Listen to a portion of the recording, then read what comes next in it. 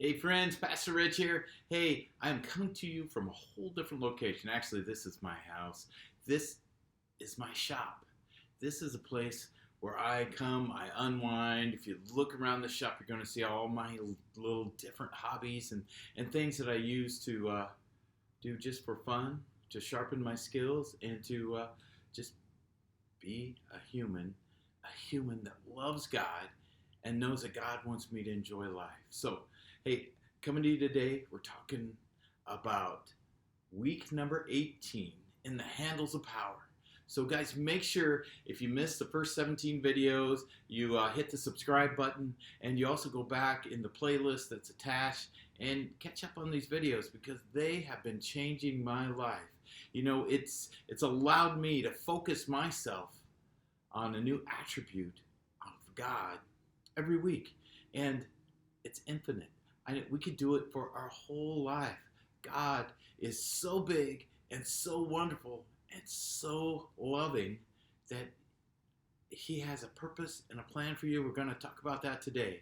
Today, it's titled Week Number 18 for Selecting a Goal. The verse comes from Ephesians 4, verse 13, until we all reach unity in the faith and in the knowledge of the Son of God and become mature, attaining to the whole measure of the fullness of Christ. I know we talked about this before. How do you get to be more Christ-like? How do you get to know your purpose in life? How do you get to live your best, fullest existence as a human being here on earth? You pray, you talk to God, you read the Bible to understand who you're talking to, and you surround yourself with people who love God, who will build you up, and who you build up, and who will build you up, and who you build up. There's so many things about being a human that can be frustrating and lonely and desperate, but God doesn't want that for you. I don't see that anywhere in the Bible that God says, hey, go be ineffective and lonely. He uses ordinary people like you, like me, like all of those around us, just doing life the way He's called us to. Okay, so this is it. For selecting a goal is like a man without a purpose, or a goal is like a ship without a rudder, adrift on the foaming, trackless ocean. Progress has little to do with speed, but much to do with direction. You can get nowhere fast, but you still end up nowhere. Or you can have direction and just keep going in that direction. We've all grown up with hearing the story about the tortoise and the hare, and how the tortoise actually won the race because the hare just went fast and stopped, ran out of energy. God has a purpose. Sometimes it can feel like we're a tortoise, and sometimes things go smooth. But as long as you're moving in a direction that God's called you to, you're going to a place, the right place. So what I'm going to repeat to myself this week, what I'm going to put above my mirror at home and above my desk at work is, this is my goal. I'm reminding myself, this is what I want to do this week. The full measure of development found in Christ. That's what I am seeking. I want to be as much and as full of Christ as I can be. I want to be the best me that God's created me to be. So you've heard of having purpose. Have you ever heard of man with a plan? That's a mantra that has been used so many times to describe or depict somebody you want to follow. Man with a plan. He knows where he's going. People want their kids to marry a spouse that has a plan, that knows where they're going. They have a sense of meaning, and they have a purpose in their life. And those are the kind of people we want to be around, isn't it? You want to be around that person that breathes and brings life into everything they're around, but they're singularly focused. So I've seen it happen in couples so many times. You know, it just seems like they're going through life, couple, they get married, they're trying to figure out what they want to do with life. Then comes along a kid. Then all of a sudden, it's like, hey, we need to get in church. We need to give our kid every opportunity we can. They automatically have this purpose. Doesn't mean they have a plan, but they have a purpose. And it's neat to be around. Or how many movies have the plot where there's this guy in the movie that is willing to sacrifice it all for the bigger purpose, or seeing that it is his purpose. That just kind of, it wells up inside you and makes you want to be somebody. I want to be somebody. Well, guys, we have hope, and we have hope in Christ. I can't tell you how many times in church I have these friends, and just regular people, that they drift through life, and then they hit this low point, if you will, or they hit a spot in life that they realize, I need Christ. I have been running away from the God that created the heavens and the earth and the Lord of all things that I live in. I need him. I'm going to stop fighting against him. I'm going to stop going upstream, and I'm going to go with God. I mean, just look at the baptism videos we do at our church. I love them. I love the story that people have. But what I really love is when you can really see in them the change. We all have good days. We all have bad days. But it's different when you have a good day and a bad day and you're here. If you're having a good day and a bad day when you're here, you're just out of the picture. It's horrible. So, God loves you. So, what I love is that God views every soul as it's got infinite worth to him. So if you don't feel valued, step back, realize this. God sent his son to earth for you. Read the Bible. You gotta read the Bible. And when you read the Bible, put yourself in it. It's not just a story out here. It's a story about a God that loves his creation, his people, so much that he did these things so that we can learn who he is, how to live, and what's right, what's not right. There is peace in knowing the destination that you're heading to. So, guys, you think, oh, Rich, that's all well and fine. I have value. Thank you, the Lord. But now I'm still stumbling through life, doing things I don't really enjoy, to go into work at a job I don't really get fulfilled from. I still have the same issues. Wait, hang on. You have a purpose. I can guarantee you God has a purpose for you. And how do I know?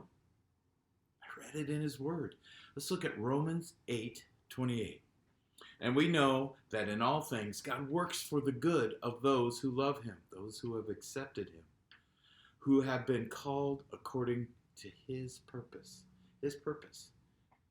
He's got a purpose for you. You accept him, he's going to begin to just reveal that purpose to you. And then your job in all of this is to allow him to speak into your life. Allow him to lead and guide and direct, to open doors, make opportunities, close doors. Even though it seems like it's a great opportunity, allow God into your life. Because the scripture says, those who love him. When you love somebody, you let them into your life and you trust them. Do you trust God? There's another scripture that puts this all in perspective. And it's in Romans also. Romans chapter 9, verse 21. Does not the potter have the right to make out of the same lump of clay some pottery for special purposes and some for common use? I know many of you just went to give them a common use piece of clay pottery that God made. Wait a minute. Not everybody's purpose looks the same. Not everybody's purpose is to be a YouTube star or on TV or sing the next, you're not going to hear me sing the next song that gets all this attention. Your purpose may be bigger. Your purpose may be to impact the kids that God has given you, to guide and direct in his ways. Your purpose may be to make a job that you don't like. If you don't like it, probably your coworkers don't like it either. But you might be that light or that beacon or that hope in that job to make a difference. You might be able to steer things. You might be able to allow changes to be made or push changes that will bring more happiness, more joy. Guys, you have a purpose. You have a worth. And I hope you're seeing that in all of these handles of power, your worth. Because basically, these are just 25 different ways that God's showing his value on your life. He's calling us to do something. But isn't that what people do when they value you? They give you opportunities to do things. It works the same at work. You get promoted, you do more. You get promoted, you're trusted with more. Look at all the parables in the Bible that talk about talents and trusting people with things. Folks, you have value. God loves you. So let's not allow ourselves to be lulled into that numbness of life, that hopelessness. I can tell you that whenever I'm feeling hopeless and you're fighting off depression, that word depression. And I'm not taking away from there is clinical depression, and depression is a real feeling, and depression is a real thing. But I would rather start in life up here with my highs and lows than to start down here with my highs and lows. So take this and run with it. Ask God. I challenge you every day this week, before you get out of bed, just have the thought and pray to God. Lord, what is my purpose? God, I know that you value me so much that you sent your son to bear my sins, to pay the price so we can spend eternity together. And Lord, I know that there is so much to do in this life before I get there. You didn't just plop me here for that one decision. You plopped me here so that I can learn how to live with you in eternity, so that I can learn and be used by you to draw other people to you. You choose to use us because you value us. So, okay, laying in bed, that was pretty long, but I just need you to think, God, thank you for my value. Show me what I can do for you today. It's that simple. Open doors. But then pay attention. Don't beat yourself up when you miss it. Every time you walk away from a situation and you think, Lord, I should have done this. I could have done that better. They needed this. Own it. But don't let it beat you down. Don't make it a reason to stop trying. Own it and go. I'm watching. Next time that happens, I'm on it. You may miss it again. But if you don't, look at that. You did so much more than you would have if you just would have lived in your selfish kind of purposeless life, drifting about, just like that boat that Scripture talks about that has no rudder, can't steer the ship. If you have no place to go, doesn't matter how fast or how hard you're working to get there, you're still ending up at nowhere. So this week, week 18, it's for selecting a goal. I like to call it got a purpose. Ephesians 4:13. Until we all reach unity in the faith and in the knowledge of the Son of God and become mature, attaining to the whole measure of the fullness of Christ. Big goal. I love it. Even if it's unattainable, I have a merciful God that will help me get closer and then closer and then closer. How do you know, and how do you allow God to speak to you, and how do you know if you're getting closer and closer? Read the Bible, pray, and hang around people with community. I'm starting to think, guys, that I always say pray, read the Bible, and then have community. But I'm beginning to see that it might be more important to read the Bible so that you know what you're asking God, and that when you hear him speak to you, you know if it aligns with his character or if it's just your crazy thoughts. God is not a crazy thought. But the last one always is, be around people who love you, can build you up, you can build up. That's a relationship. God's called us to be in relationship. Relationships are not one way. That's dictatorship. Relationships go both ways. And you have a God that doesn't need you, but wants you.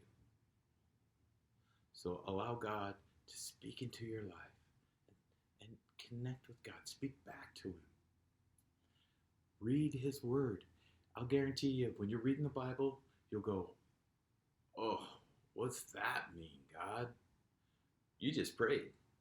So as you're reading the Bible and you want to know something, pray. I can't say I always do this, but I can tell when I do. Before I read the Bible, I say, Lord, please let me see what you want me to see today. Don't let me think wrong thoughts or have misunderstandings of what your word says. And go for it. So, you have value.